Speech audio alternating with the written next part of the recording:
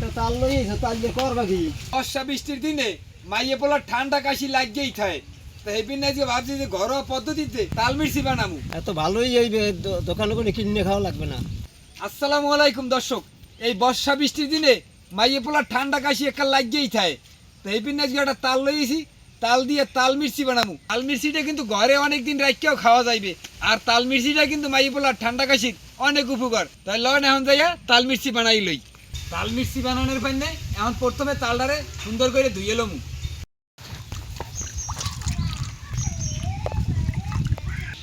এখন তালটারে ফাড়াইয়া ছিলে লমু।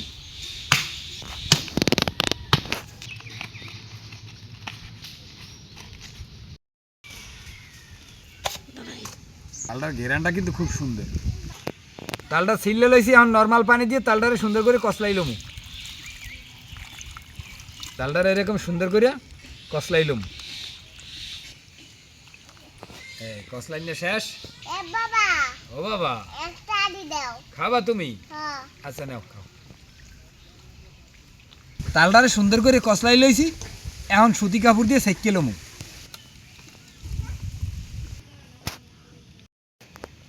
তালটা এরকম সেঁকে লমু। আমার কিন্তু পাতলা রসটাই লাগবে। তাল মির্চি বানানোর পাইনে পাতলা রসটাই দরকার। তাল সেঁকে লইছি, লন এখন তাল মির্চি বানাই হেলাই। তাল মির্চি বানানোর পাইনে এখন গোলা তালটা চুলায় বসাই দিলাম। বিসমিল্লাহ।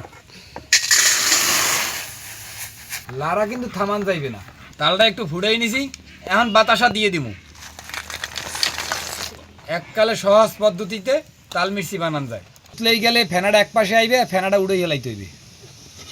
কি সুন্দর একটা গেরান বাইরে আইছে। গেরান বাইরে না তাই। তাল মির্চি বানানোর পাইনে তালটা পাক আইয়ে পড়ছে। এখন একটা স্টিলের থালে আমি একটু এক ফোঁটা তেল ব্রাশ করে লইছি, এর মধ্যে সেট করে দিমু।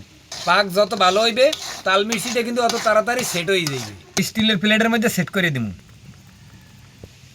স্টিলের প্লেটে সেট করে দিছি, এখন 3 ঘন্টা এরকমের থুয়ে দিমু।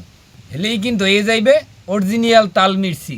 দর্শক, তাল মির্চি কিন্তু পুরো সেট হয়ে গেছে, দেখছেন? এই পরে না, বাড়ির লাগে একদম পুরো সেট হয়ে গেছে। এখন এই যে পুতো দিয়ে গুড়ি গুড়ি করে এলাম। তা শক্ত হইবে না? এটা টাক দিলে কিন্তু সাদা হয়ে যায়। আমি বেশি ভাঙবো না, এরকমের থুয়ে দিমু। মারিয়া, খাই দেখো কেমন হয়েছে তাল মির্চি।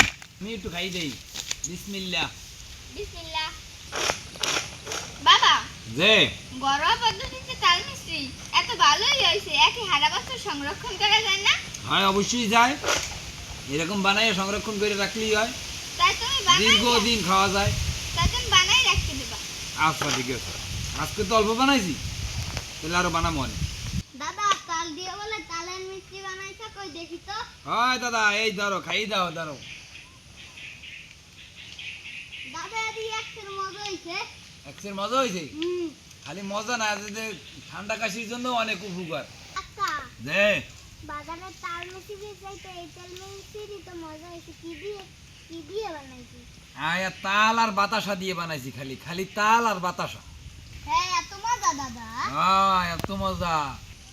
দর্শক, ভালো থাকেন, সুস্থ থাকেন।